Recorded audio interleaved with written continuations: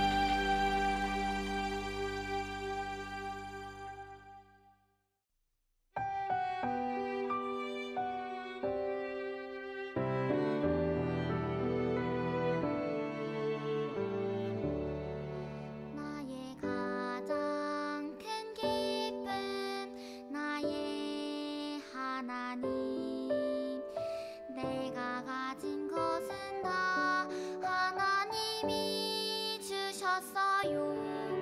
나의 두 손에 소중한 마음을 담아 하나님께 고백하며 드립니다.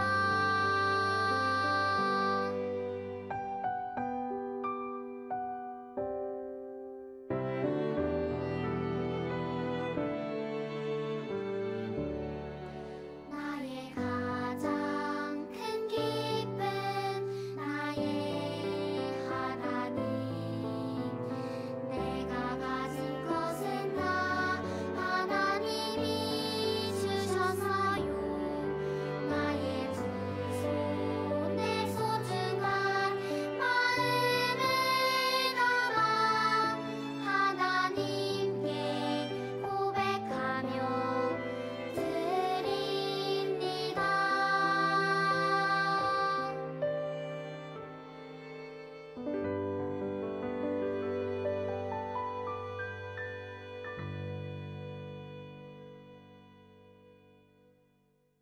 이제 우리 친구들을 말씀 예배로 초대합니다. 목사님 따라서 함께 고백합니다. 하나님은 영이시니 예배하는 자가 영과 진리로 예배할지니라. 아멘. 오늘 우리에게 주신 하나님의 말씀은 요한복음 2장 11절 말씀이에요. 함께 한 목소리로 봉독합니다. 예수께서 이 첫 번 표징을 갈릴리 가나에서 행하여 자기의 영광을 드러내시니 그의 제자들이 그를 믿게 되었다. 요한복음 2장 11절 말씀. 아멘. 샬롬! 친구들, 한 주간 잘 지냈지요?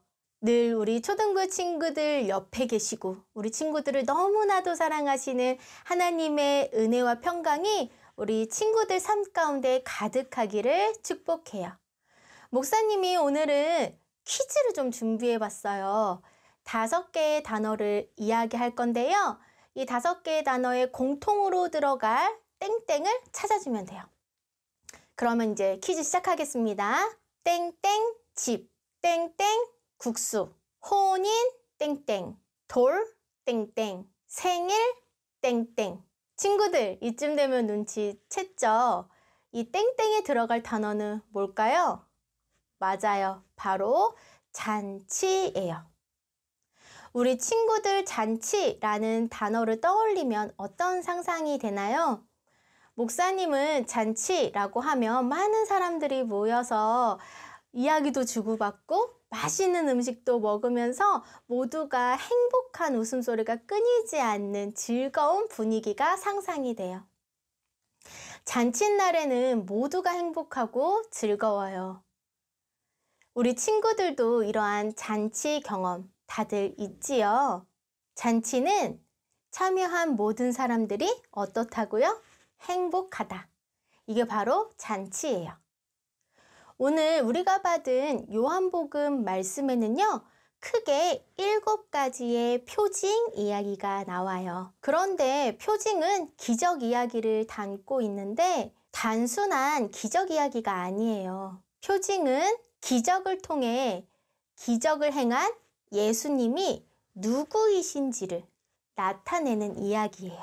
그래서 표징 이야기는 예수님이 누구이신지, 예수님은 어떤 분이신지를 나타내주는 이야기구나 라고 생각하고 표징 이야기를 읽으면 아주 좋아요. 그런데 오늘은 요한복음에 나와 있는 7가지 표징 이야기 중에 그 첫 번째, 가나안 혼인잔치 이야기를 나누려고 해요. 신랑 신부가 결혼하고 많은 이들이 축하하는 혼인잔치에 무슨 일이 일어난 걸까요? 우리 같이 말씀 속으로 들어가 볼게요. 갈릴리 가나에서 혼인잔치가 열렸어요. 수많은 사람이 모여서 신랑 신부의 결혼을 축하했어요. 유대인들의 결혼식은 우리들의 결혼식과는 달라요. 우리는 결혼식을 하는데 하루면 되지만 유대인들은 결혼잔치를 7일 동안 했어요. 그런데 이 잔치에는 동네의 모든 사람들이 와요. 부자도 가난한 사람도 구분 없이 모두가 잔치에 초대됐어요. 그래서 이 잔치는 가난한 사람이 배불리 먹을 수 있는 기회이기도 했어요. 그리고 예수님과 예수님의 어머니, 제자들도 잔치에 초대되어 혼인잔치를 즐기고 있었어요. 혼인잔치에는 꼭 필요한 두 가지가 있어요. 하나는 음식이고 다른 하나는 포도주예요.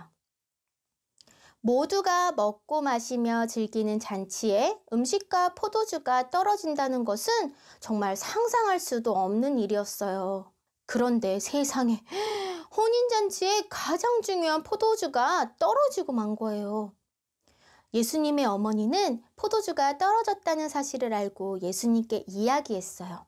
그러자 예수님은 일꾼에게 돌 항아리 6개에 물을 가득 채우라고 하셨어요. 그리고 물이 가득 찬 항아리를 사람들에게 가져다 주라고 하셨어요. 어떻게 되었을까요? 연회장에 있는 사람들은 항아리에 든 물을 맛보고 깜짝 놀랐어요. 전보다 더 맛있고 훌륭한 포도주가 나왔기 때문이에요. 예수님께서는 물을 포도주로 바꿔주셨어요.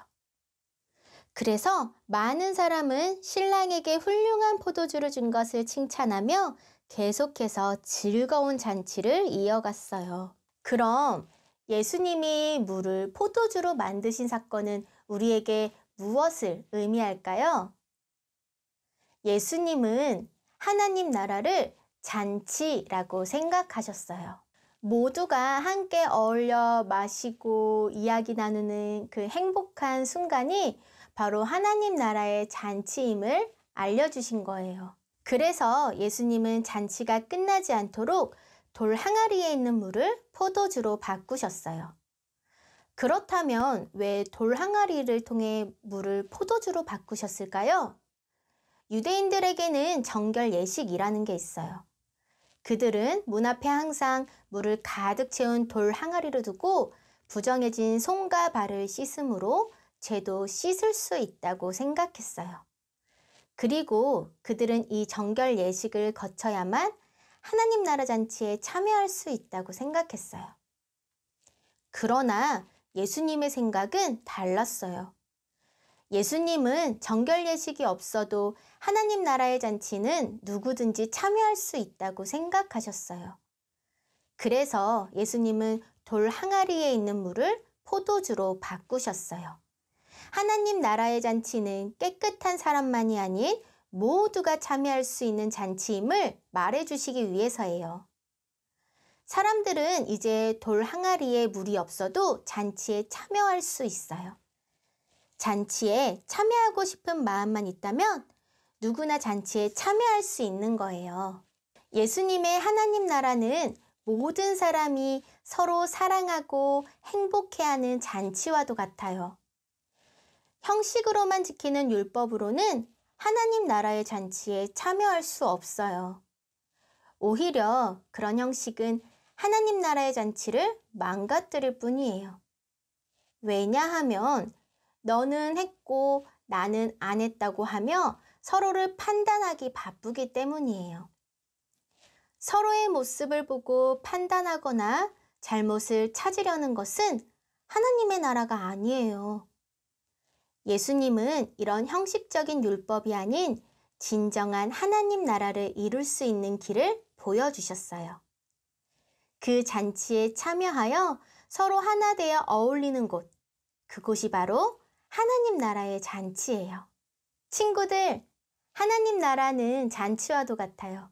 잔치는 모든 이들에게 열려 있어요. 똑똑하고 가진 것이 많은 이들에게만 열려 있는 것이 아니에요. 배고픈 이들, 몸이 연약한 이들, 또 마음이 아픈 이들에게도 열려 있는 곳, 그곳이 바로 하나님 나라 잔치예요. 예수님은 우리에게도 잔치 현장에 오라고 초대하고 계세요. 우리가 모든 사람들을 사랑하고 함께 어울리는 기쁨의 잔치에 함께 하자고 하세요. 우리 초등부 친구들, 예수님의 잔치 초대에 응할 마음이 있나요? 목사님은 완전히 있어요. 예수님의 잔치에 동참하는 법은 아주 쉬워요. 예수님의 잔치에 동참하는 법은 생명이 있는 모든 존재를 사랑하며 사는 거예요. 지난주 다희라는 친구의 멋진 소식을 목사님이 접하게 됐어요. 다희가 길을 가다가 한 할머니를 만났는데 이 할머니가 길을 헤매시는 거예요. 어디로 가야 할지 모르는 할머니를 보고 다희가 그냥 지나갈 수도 있었지만 사랑의 마음으로 할머니에게 가서 길을 알려줬대요. 정말 멋진 일이지 않나요? 바로 이런 것들이 사랑하며 사는 삶이에요. 나의 도움이 필요한 사람에게 내가 도움을 줄 수 있는 것. 다희는 벌써 하나님 나라 잔치에 참여한 거예요. 하나님이 정말 다희의 그 모습을 보고 기뻐하실 거예요. 우리 초등부 친구들도 모든 생명을 품으시고 사랑하시는 하나님 나라 잔치에 참여해서 그 기쁨을 맛보고 누리는 모든 친구들의 삶이 되길 간절히 축복해요. 그러면 우리 이제 같이 함께 기도할게요. 한 목소리로 기도합니다. 예수님, 예수님의 하나님 나라는 잔치와 같음을 알았어요. 모든 이들이 행복하고 기뻐하는 하나님 나라 잔치에 저도 참여하고 싶어요. 저의 마음과 생각과 행동이 주님의 사랑을 나타내며 살아갈 수 있도록 저와 함께 해주세요. 예수님의 이름으로 기도드립니다. 아멘. 이제는 예수 그리스도의 은혜와 하나님 아버지의 사랑과 성령님의 교통하심이 오늘 하나님 나라는 잔치와도 같아요 라는 말씀을 듣고 매일 살아냄의 잔치, 기쁨의 잔치, 하나님 나라의 잔치에 참여하기로 결심하고 그렇게 살아가려 작정한 모든 이들 위해 지금부터 영원까지 함께 하시기를 간절히 축복하며 기도하옵나이다. 아멘.